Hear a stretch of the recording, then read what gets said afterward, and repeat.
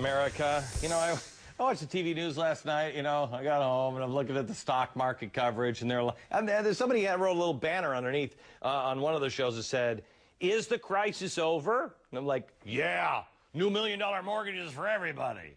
Yeah. Don't be fooled by the stock market. Here's the point tonight. Do not believe the hype. An upswing in the market does not always equal health or even a recovering economy. We're going to have big downs and big ups for a long time to come. And here's how I got there. For starters, yesterday was Columbus Day. And while the stock market was open, the credit market wasn't. And that is where we need to see significant progress before anybody starts popping champagne with, dollar bills that, now it takes about 1 billion of them to equal one. Most importantly, yesterday's gain should not be encouraging because, when you look at it and go, whoa, almost 1,000 points, because of this little fun fact. Do you know when the last 4 biggest daily percentage gains in the stock market history took place? You ready? 1929, 1931, 1932, and 1933. For you young whippersnappers out there, that was a time we used to call the Great Depression, and we liked it. Forget about daily gains. Ask yourself, your grandparents, how was life back then? So tonight, America, here's what you need to know. The federal government is just so colossally bad at business. The reason why yesterday's market was so good is the feds announced they plan to buy stakes, whether they wanted to or not, the U.S. banks, in those banks. Well, that caused the price of those shares in the banks to go up. And so when they actually do buy the shares, which means when they take your money and buy them, it means now we're going to pay a lot more than we could have had we bought them Friday and zipped our mouth. Morgan Stanley stock shot up 87%.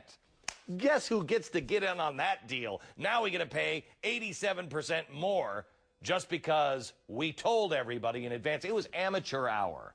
Brought to you by the same folks who buy $1,000 toilet seats and run the DMV. Do me a favor. Stick to just pointing fingers at each other and yelling at each other, boys, will you? Leave the real economic work where it belongs, in the hands of the free market. William Poole is a senior fellow at the Cato Institute and former president of the St. Louis Federal Reserve, and Peter Schiff is the president of Europac and author of The Little Book of Bull Moves in a Bear Market. Okay, Bill, let me start with you. You led the Fed in St. Louis, and you've been against this bailout. Why? I thought everybody was for it. I was against the TARP program, the Asset Purchase Program. I've been in favor of equity infusion into banks, that is, government buying preferred shares or common shares in the banks. However, I had assumed, and the Treasury had been talking about that program as being voluntary. Now, it's not voluntary. The banks have been strong-armed into doing it. And I must say, the Treasury has no authority in the law, as far as I know, to require banks, any other company, to sell a piece of themselves to the United States government. Hang on just a second, Bill, because this is something that I have not heard covered anyplace else. I have not heard this focused on. Everybody's so busy celebrating.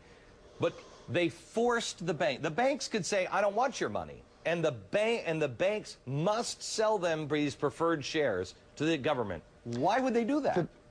The banks were volunteered the way a soldier in the Army gets volunteered to do latrine duty. Yes, sir, Sergeant. Yes, sir. Right away, sir. That's the way this was done.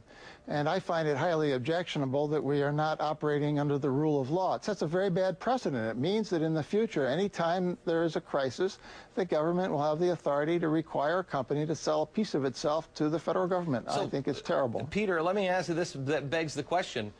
Is capitalism dead and fascism alive? I mean, when can a company say, no, you can't buy shares of me. I don't want to sell them to you. Unfortunately, we buried capitalism years ago. And we've been talking about this. Nothing the government is doing is legal. They're violating the Constitution with everything that they do. But, Paulson said today about this plan, he said it was necessary and unprecedented. And he's wrong on both counts. It's completely unnecessary. And unfortunately, there is precedent for this type of monetary policy. They tried it in Argentina.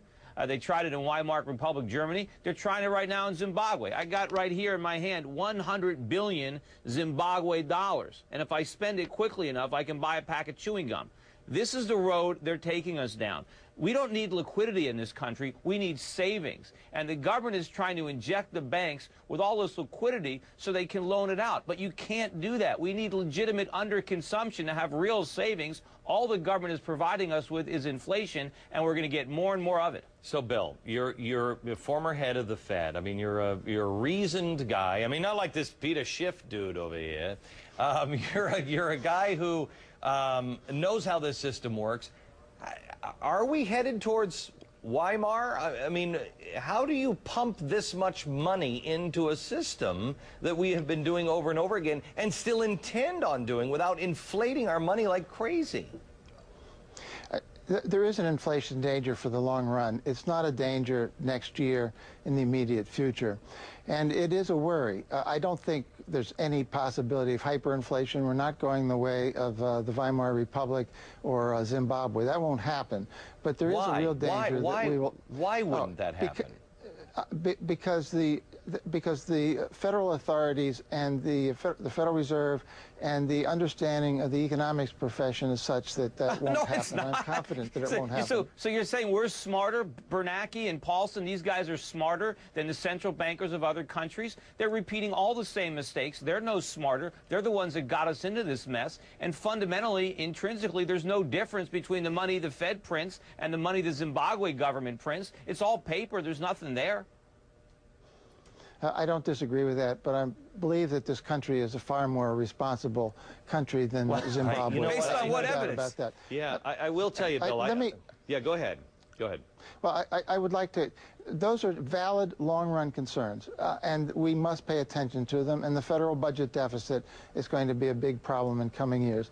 But I want to come back to the issue that is right at hand of managing the financial crisis, which is real, which is serious, which does need to be managed. But I believe that this step goes way beyond what is necessary, and going beyond what is authorized in the law is a very dangerous thing to do. So, Bill, how do we... Wait, Peter. Bill, how do we stop it? How do we stop people in the Fed? How do we stop people in the Treasury? The Americans have spoken out against this. We are destroying capital. For instance, try this little piece in. Everybody wants salary caps. Salary caps? Who the hell is going to run these banks if you can only make $250,000 a year? I know that sounds like a lot to a lot of people, but it's not for people who are to run the biggest financial institutions on planet Earth. Yeah. You know, well, one thing that would stop it would be if one of the executives of these companies, if one of these banks, the 9 banks, were to go to court and ask for a court injunction against this requirement. Then it would be tested in the court system. We have a very high integrity in our court system, and the case would be heard promptly. I don't think so. You know, also the problem is this crisis can't be managed. We need the free market. You've got these cronies in Washington. They're like little kids with a chemistry set, and they keep on throwing these chemicals together, trying one thing after another. They hope they're going to stumble on a miracle, but they're going to blow us all up. Okay, guys, thank you very much. I appreciate the conversation.